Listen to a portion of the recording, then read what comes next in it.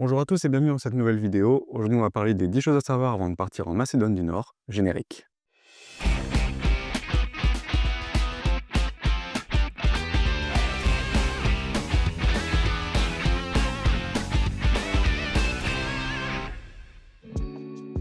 La Macédoine du Nord est un pays qu'on ne connaît pas très bien en tant que Français. Elle est très éloignée à l'est de l'Europe, donc pour être sûr de ne rien oublier, on vous a préparé les top 10 des choses à savoir avant de partir.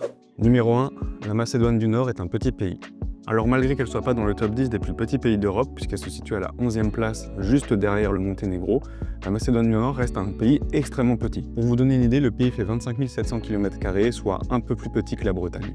Il n'y a donc qu'une seule autoroute qui traverse le pays du nord au sud, et donc on fera le tour très rapidement. Numéro 2, un pays récent. La Macédoine du Nord est un pays pas si vieux que ça, puisqu'elle a été créée en 1991 suite à la dissolution de la Yougoslavie. Ce pays existe depuis un peu plus de 30 ans et a donc un lourd passé communiste de par la Yougoslavie, mais ça l'a pas empêché de réussir à se développer malgré des embûches. La Grèce s'est longtemps opposée à ce que la Macédoine s'appelle la Macédoine, puisque c'est un terme qui vient de leur pays et qui définit même une région du nord du pays. Donc ça a été un long combat entre les deux, et finalement après de longues années, la Macédoine du Nord a intégré l'Union Européenne en 2005, et en 2018, elle a trouvé un accord avec la Grèce pour qu'elle s'appelle officiellement République de Macédoine du Nord. Numéro 3, la Macédoine du Sud. Alors au risque de vous décevoir, il n'y a pas du tout de Macédoine du Sud, il y a uniquement une Macédoine du Nord. Cependant, au sud de la Macédoine du Nord, donc on retrouve un territoire du nord de la Grèce, qui est, comme expliqué dans le point précédent, un territoire qui s'appelle Macédoine. Donc il faudra faire attention à bien différencier quand on va en Macédoine, qui signifie qu'on va dans le nord de la Grèce, et quand on va en Macédoine du Nord, qui signifie qu'on va dans ce pays. Numéro 4, un pays au paysage varié. Malgré sa petite taille, la Macédoine du Nord regroupe énormément de paysages variés, que ce soit des côtes, de la forêt, des canyons, des montagnes et même encore des villes évidemment. On retrouvera dans ce petit pays pas moins de 3 lacs, 26 rivières et plus de 30 montagnes au-delà des 2000 mètres d'altitude. Numéro 5, la monnaie locale. Donc comme on l'a dit, la Macédoine du Nord a rejoint l'Union Européenne mais n'a pas voulu pour autant se mettre à l'euro. Elle a sa propre monnaie qui s'appelle le denar macédonien et qui a en équivalence 1 euro pour 61,5 dinars. Numéro 6, un pays très abordable.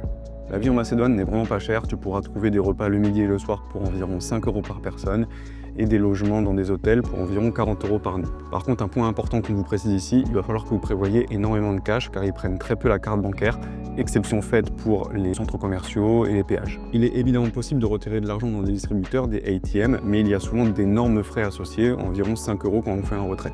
Donc on vous recommande de prévoir vos retraits avant de partir. Nous, on utilise Boursobank lorsqu'on part à l'étranger, c'est une banque en ligne avec aucun frais, ça nous facilite vachement la vie. Si jamais ça vous intéresse, vous pouvez ouvrir un compte avec notre lien de parrainage avec le code LEGA1596. On vous met de toute façon toutes les informations dans la description et ça vous permettra d'avoir au moins 80 euros lorsque vous ouvrez un compte.